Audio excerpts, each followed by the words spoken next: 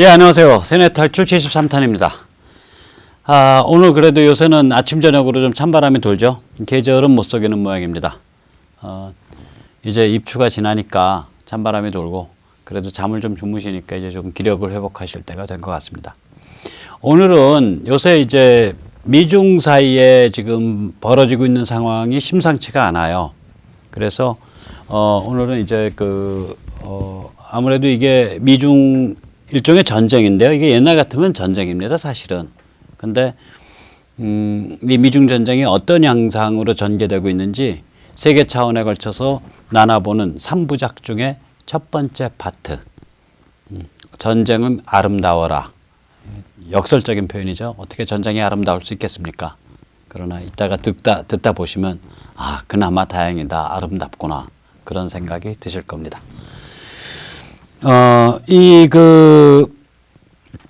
미중 전쟁의 이 3차원에 이게 걸쳐서 펼쳐지고 있어요. 하나는 돈, 쩐.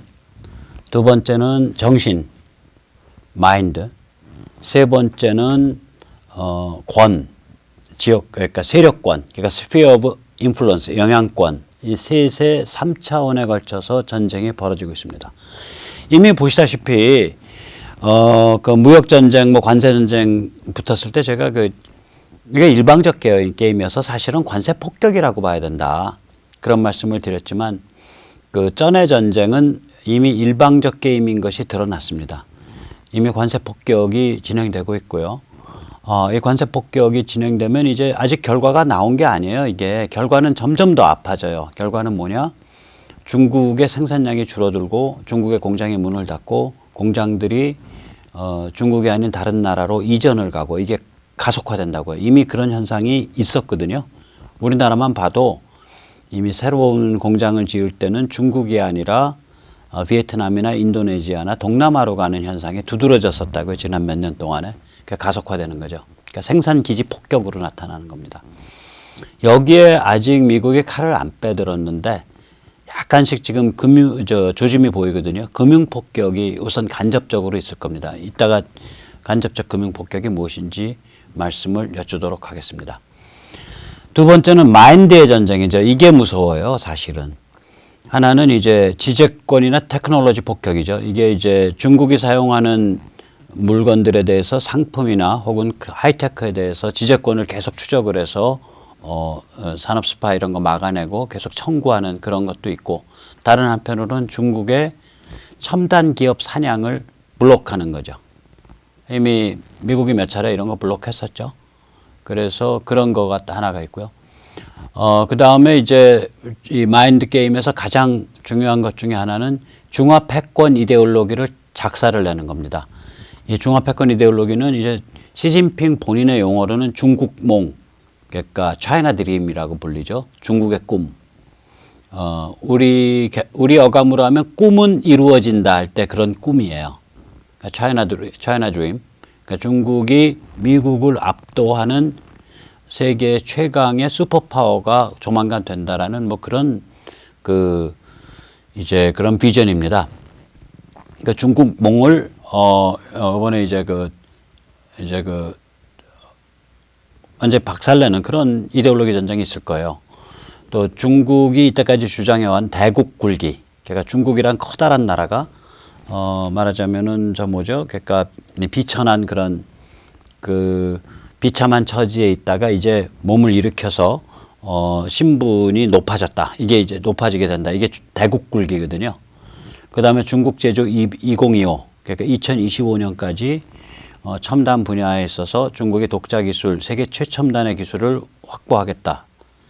그런 게 중국 제조 2025인데, 이러한 중화 패권 이데올로기를 이제 본격적으로 이제 공격하는, 그리고 우스갯거리로 만드는 그런 작업이 있을 거예요.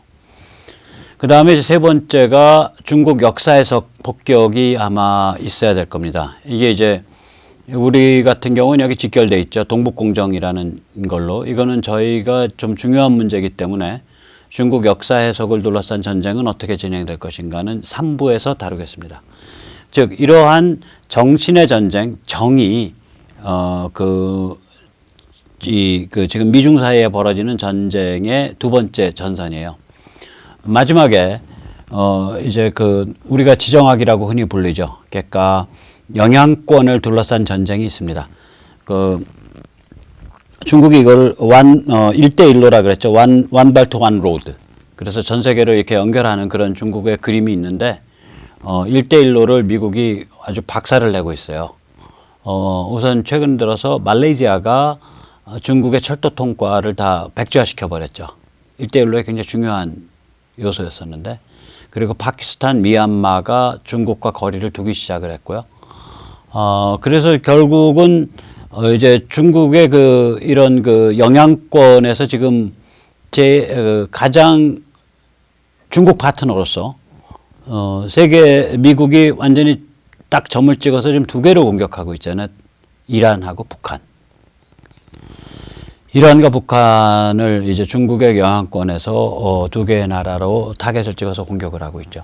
즉 잠시 살펴봤지만 저는 이게 세 차원에서 지금 펼쳐지고 있다. 하나는 돈에 대한 전쟁, 전의 전쟁. 두 번째는 정신에 대한 전쟁, 정의 전쟁.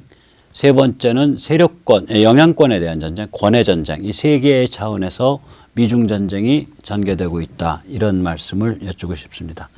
이걸 좀 자세히 한번 들여다보죠. 제일 먼저 우리가 지정학은 눈에 확 보이니까 지정학적인 권의 전쟁을 한번 보자고요. 말레이시아가 중국 철도의 통과를 백지화시켰죠. 사실상 이게 반중선회를 의미하거든요. 파키스탄, 미얀마는 중국과 거리두기를 시작했다라고들 평가합니다. 전문가들이. 그러니까 중국이 남아있는 게 뭐 캄보디아니, 이란이니, 북한이니 뭐 이런 데만 남아있는 거예요. 그 중에서 이란, 북한은 지금 세계 질서, 단순히 미국에 관계된 문제가 아니라 세계 질서 차원에서 이제 문제가 심각해지고 있고요. 북한도 마찬가지고요. 캄보디아는 이거 아시다시피 폴포트, 70년대 말에 폴포트의 모택동 추종 세력이 대량 학살을 전개한, 그러니까 친중 세력의 대량 학살의 주범이라고요. 캄보디아는. 이런 원죄가 있기 때문에 캄보디아가 중국이 뭐 여기서 뿌리를 박는다. 이거 사실상 어려워요. 거기다 캄보디아가 이게 군사적으로 그리고 사람 이게 통로로 보면은 월남 영향권의 지금 직할 체제이다시피 하거든요.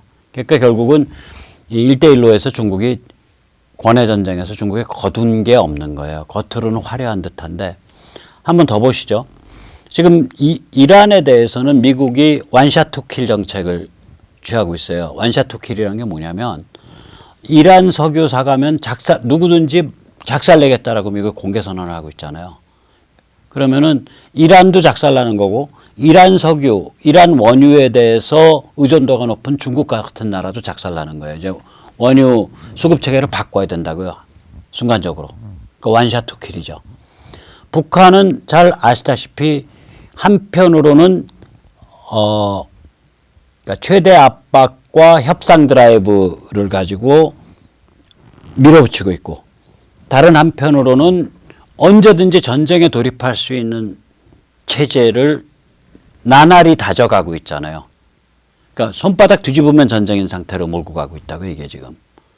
그러니까 저는 이거를 그러니까 전쟁 없는 CVID냐 아니면 예방 전쟁이냐 이게 손바닥 뒤집을 수 있다는 의미에서 이런 걸 영어로는 토글이라 그러거든요. 그래서 이 토글 게임을 하고 있다고요. 이 미국이. 그러니까 권의 전쟁도 살벌하게 밀어붙이고 있는 거예요, 지금. 이거를 한번 자세히 좀 들여다보면 중국이 이제 1대1로가 이게 큰일 날 짓이에요. 우리는 야, 중국이 좀 전 세계 연결한다는데 왜 미국이 저렇게 거시기하게 생각해? 뭐 이렇게 쉽게 생각할 수 있는데 그게 아니에요. 중국이 1대1로로 한다고 하면서 무슨 짓을 하고 있냐면 그러니까 국내에 투명성이 없는 국내 부패가 심한 그런 개발도상국에게 중국의 인프라 차관을 막 퍼붓고 있는 거예요. 그러면 제가 보세요. 어떤 개발도상국의 부패한 독재적 성격의 정권이에요. 중국에서 예를 들어서 300억 달러 갖다 쓰라 그래요. 막 와서. 300억 달러면 얼마야? 10억 달러가 1조 원, 30조 원 아니에요. 그러니까 30조 원 갖다가 쓰면 36조 될 텐데 35조 갖다 쓰면 제가 거기서 스킴할 수 있는 것만 떠먹을 수 있는 것만 그 부패한 정권 같으면 사업권 떠먹고 못 떠먹고 그건 나중 떠먹는 거고 현금으로 떠먹을 수 있는 것만 10%가 나올 거 아니야. 3조. 그러니까 이 부패한 후진국에서 이 개발도상국에서 중국에 그렇게 꼬이면은 쓴다고요. 이거요. 예를 들어서 국제적으로 해서 맥거리 아마 오스트레일리아 기반을 둔 인프라 투자만 전문으로 하는 그런 회사죠. 그런 투자 회사인데 맥거리 같은 데서는 그 시장의 그 위험도 그 다음에 그 사회의 청렴도 그 다음 사업적 타당성 이거 다 검토해서 그 부실화되지 않을 것만 사업으로 제안하거나 투자하거든요. 근데 중국 그게 아니에요. 아, 내가 지금 1대1로 전 세계 루트 뚫어야 되는데 저 나라에 내 기지 만들어야겠다. 그러면 무조건 돈 갖다 앵겨버리는 거예요. 그러면 이제 현지의 그 부실한 그 뭐라 그럴까 그러니까 독재 혹은 부패한 정권은 아 일단 30억 달러 뭐 300억 달러 그러니까 뭐 3조 10조 3조 10조 100 뭐 30조 이런 돈이 주물락거릴 수 있으니까 떡고물이 어마어마하니까 사업성과 관계없이 일을 벌린다고요. 그럼 부실화되겠죠. 부실화되면 그다음 중국에 야 돈 못 갖고 있잖아. 운영권 나한테 항구 운영권 내놔. 그 가져가게 돼요. 이거 옛날에 중국 공산당이요 매판이라는 말 만들어서 썼어요. 그래서 우리 죄송한 얘기인데 우리 깡통진보 운동권 80년대 중반까지만 해도 매판이라는 얘기 많이 했어요. 매판이라는 건 뭐냐면 민족의 이익을 배반하여 식민지 침략 세력에 줄을 쓴 상인 내지 자본가를 뜻해요. 그건 매판이라 그래요. 매판. 그래서 80년대 중반까지요. 삼성그룹 보고 운동권이 매판 독재 자본, 매판 자본 타도하자 그랬어요. 80년대 초반까지 30년 전까지요. 그 사람들이 지금 정권 잡은 거예요. 그러니까 관점 자체가 80년대 초반이 뭐야? 90년대 초까지 그랬네. 매판 자본 타도 지금은 진보 이른바 진보라는 데서 매판이라는 용어 싹 감추고 어디에도 안 나타나죠. 90년 초까지는 인터넷도 없으니까 기록도 없죠. 제가 보증하고 제가 할게요. 지금 운동권에서 지금 사회적으로 잘 나가는 사람들이요. 입만 뻥끗하면 매판 자본 타도하자. 중국 공산당 용어예요. 매판은. 삼성전자 매판 자본. 삼성그룹 매판 자본. 돈병철이 매판 자본. 이러고 몰려다녔었다고 이게. 아니 1994년에 이 깡통진보가 얼마나 무식하냐면 깡통 좌파가 운동권이 1994년에 WTO 그 이제 체제 정식 출범한다니까 WTO 협상이 우루과이에서 벌어졌거든요. 그래서 그걸 딴 말로 우루과이 라운드라 그래요. 그러니까 이 사람들이 무슨 짓을 했냐면 WTO 그러니까 세계 무역기구 정식 출범에 반대한답시고 우루과이 대사관에 죽창이랑 화염병 들고 갔다니까요. 깡통 좌파 지금 잘 나간다는 사람들이 불과 20년 전까지 그렇게 무식했어요. 불과 20여 년 전까지 삼성을 매판 자본이라고 부르고요. SK도 매판 자본이죠. 다 매판 자본이에요. 즉 다시 말하자면 대한민국은 미국과 일본의 식민지이고 그 식민지 지배 세력에 부합해서 민족의 이익을 팔아먹는 썩어빠진 놈들이란 뜻이에요. 이게.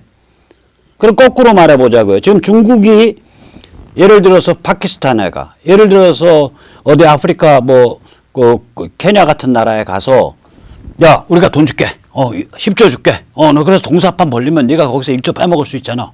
그렇게 해서 10조를 차관으로 줘놓고 핵심 전략요충지에 부두를 짓게 한 다음에 부두에 대한 소유권과 운영권을 담보로 딱 잡고 돈 못 갚으면 그거 꿀꺽 먹었어.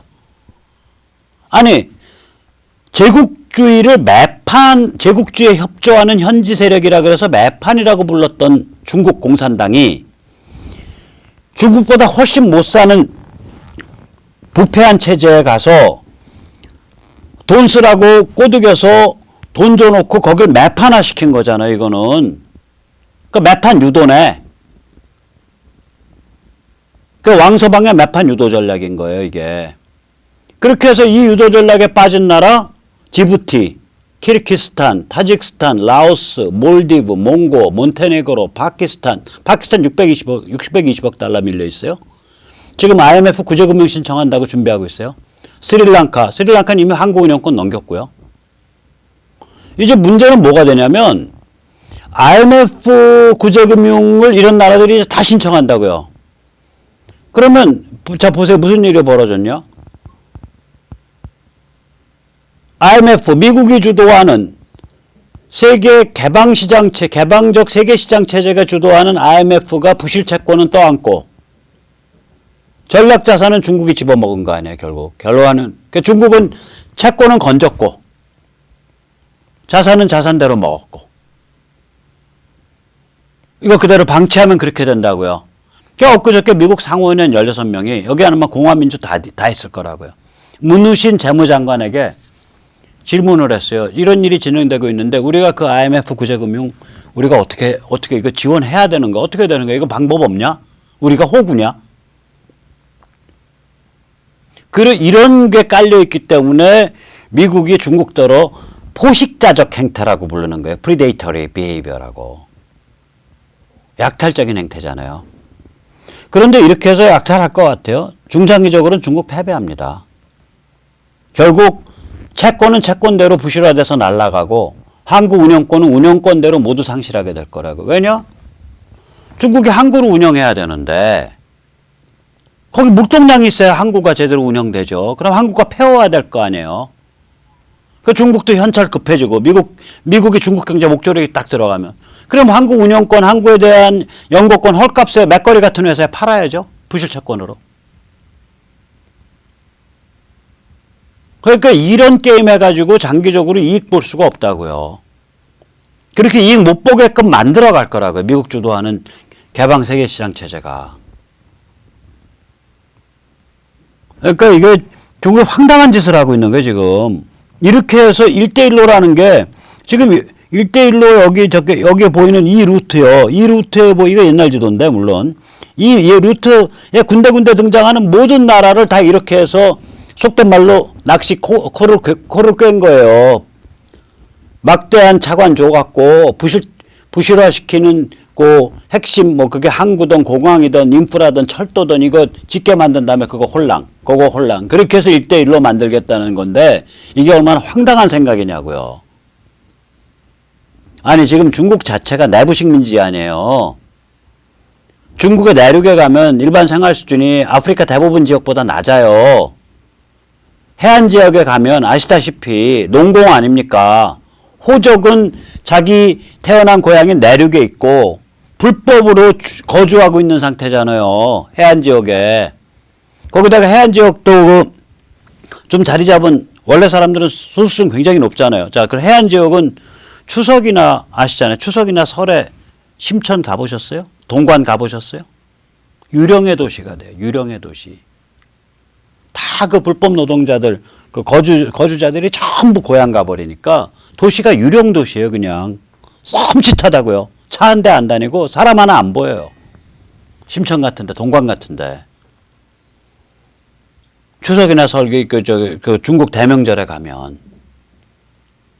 그러니까 자기 집 내부에 돈의 여력이 있을 때 그 돈 가지고 중국 내부 지역하고 내륙에 있는 지금 그 사실 해안 지역의 그 차이라든지 불공정이라든지 무슨 그 국영기업의 부실화라든지 부실기업의 이제 그 내실화라든지 뭐 이런 내부 개혁을 해야 될 그런 처지에 있는 중진국 지금 질병을 앓고 있는 나라가 중화 패권주의 중국몽을 딱 내세우고 남의 나라에 가서 야 우리 돈 많거든 너희 한 200억 달러 써봐 야 김장군 당신 200억 달러 쓰면 당신이 그중에서 5%만 슈킹해도 그 10억 달러 먹는 거야.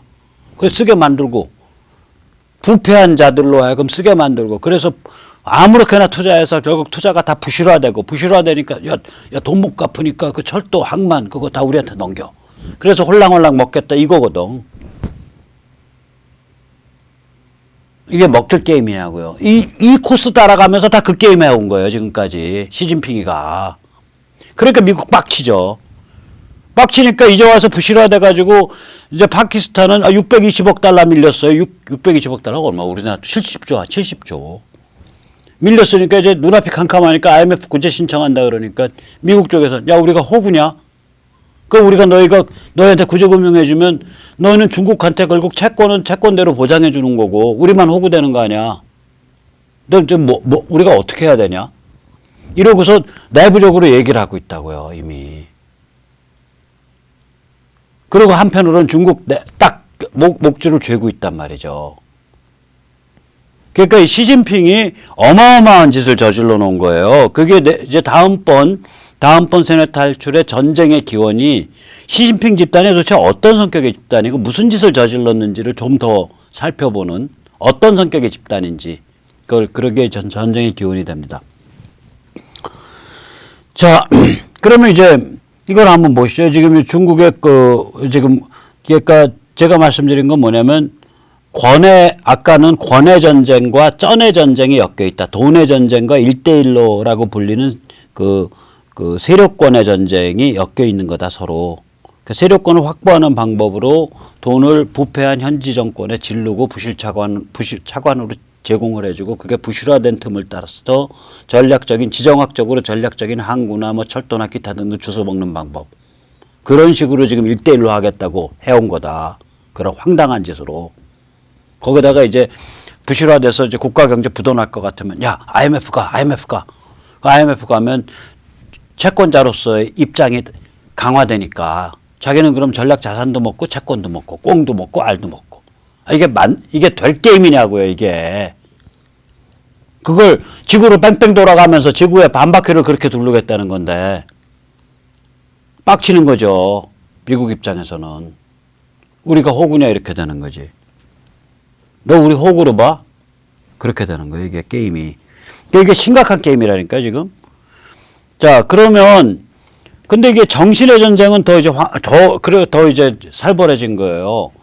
원래는요, 이게 정신의 전쟁이라는 게 마인드 전쟁이라는 게 지적재산권 보호하고 테크놀로지 보호하고 중화 패권 이데올로기 중국몽이 얼마나 황당한 건지 폭로하고 중국 역사에서 폭로하고 뭐 이 정도 선에서 끝나야 되는데 얘들 보니까 이게 행태 자체가 바깥으로 보니까 이건 무지하게 사나운 포식자적 약탈자적 행태일 뿐만 아니라 내부적으로 보니까 인권도 제대로 보호 안 돼 있고 자유민주주의를 적으로 삼고 있고 내부적으로 사회 자기들 내부에 갖고 있는 부실금융이라든지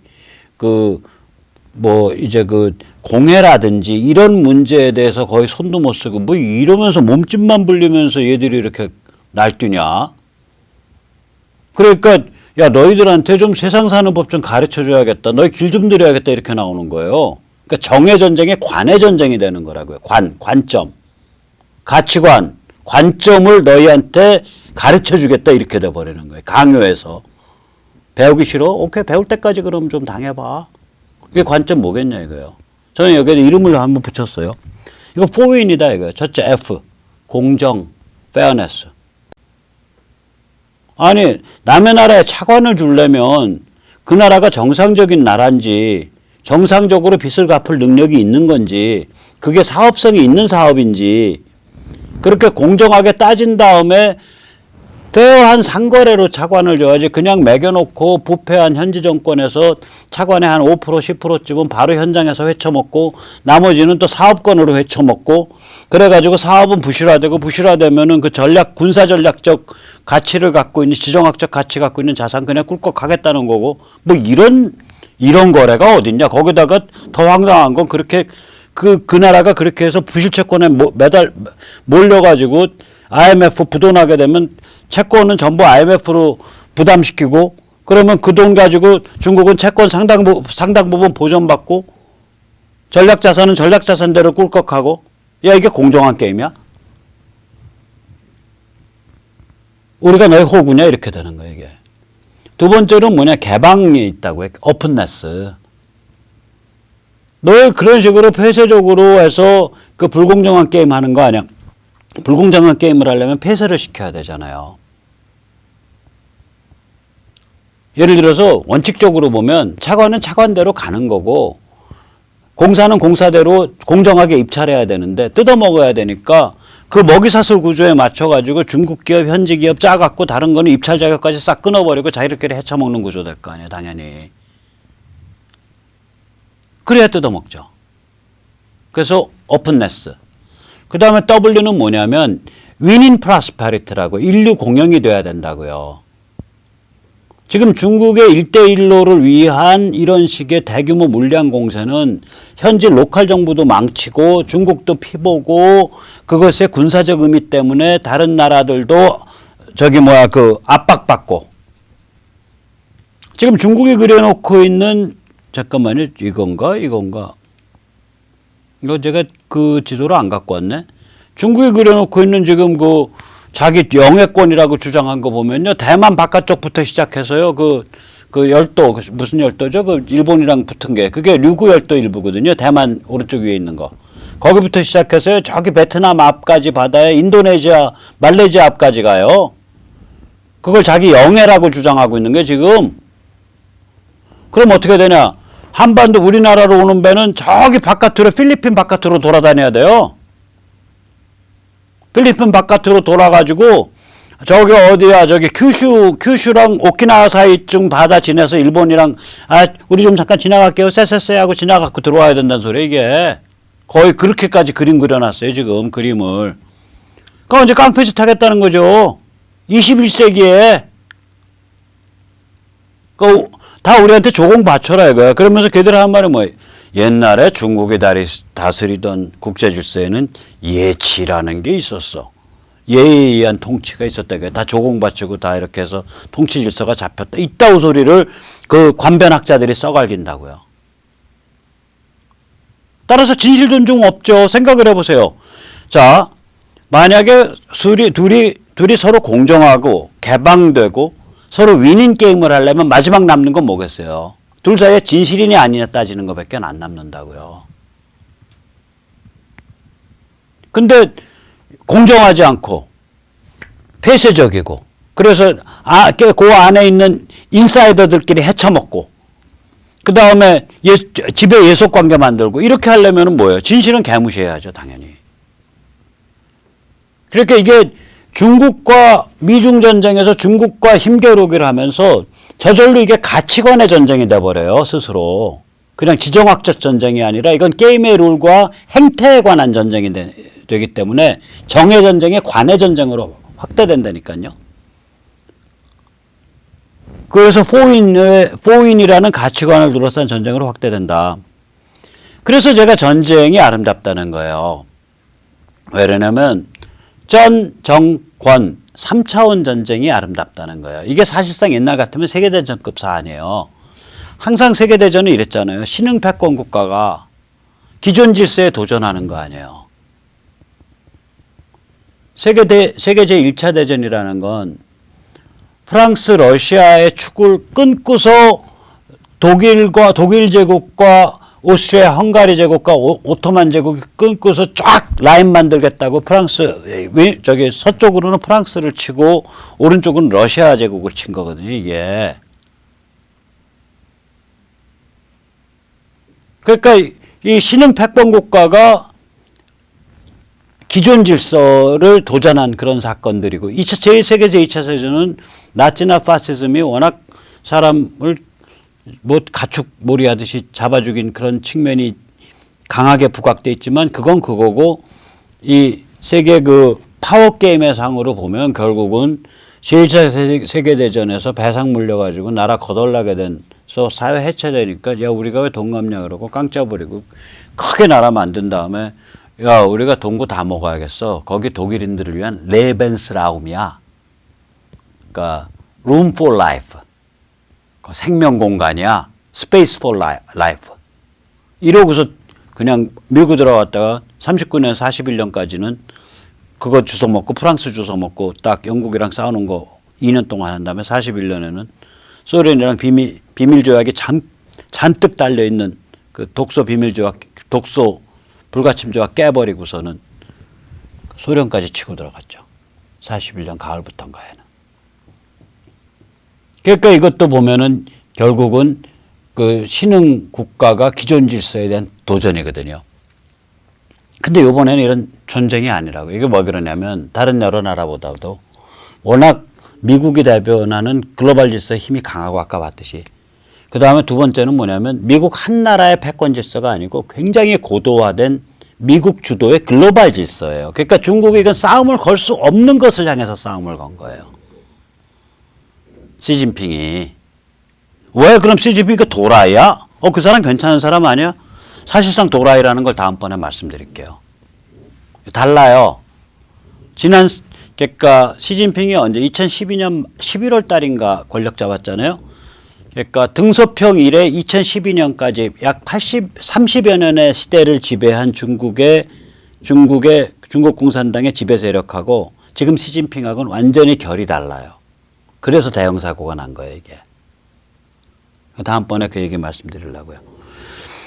자, 그러면 전쟁의 양상이 그전에는 총칼 전쟁이었는데 이제는 전 정권 3차원 전쟁이고 특히 이 전쟁이 아름답게 변한 건 어느 대목에서 아름다워졌냐? 마인드, 정의 전쟁이 즉 지재권이라든지 지적재산권이라든지 테크놀로지라든지 혹은 중국몽이라는 이데올로기라든지 혹은 중국 역사 해석에 관한 이데올로기라든지 이런 정도를 공격하는 정신의 전쟁이 실제로는 관점의 전쟁, 세계관의 전쟁, 가치관의 전쟁으로 확전돼 버렸다고요. 아까 포윈으로.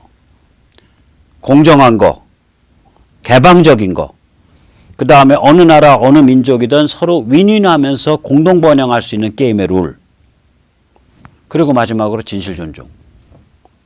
이러한 가치관을 위한 전쟁으로 번져가요. 그러면 자, 싸움이 말이에요. 이러한 원래 인간은 숭고한 동물 아니잖아요. 인간은 원래 동물이라고요. 욕망의 존재고요. 그 욕망을 충족시키면서 살아가는 존재예요. 그런 인간이 어깨 싸움하면서 갈등 관계에 들어갔는데 집단 대 집단, 국가 대 국가로 그 갈등, 그 힘겨루기, 그 힘의 충돌에 무엇인가 거기에 굉장히 숭고한 원칙과 가치와 관점을 관철시킨다라는 그 측면이 포함되면은요, 이 갈등이 굉장히 아름다운 거예요. 그건 아름다운 순간이에요. 그래서 이번의 경우에는 제가 전쟁 예찬론자가 아니라 역설적으로 전쟁은 아름다워라. 그렇게 말할 수밖에 없습니다.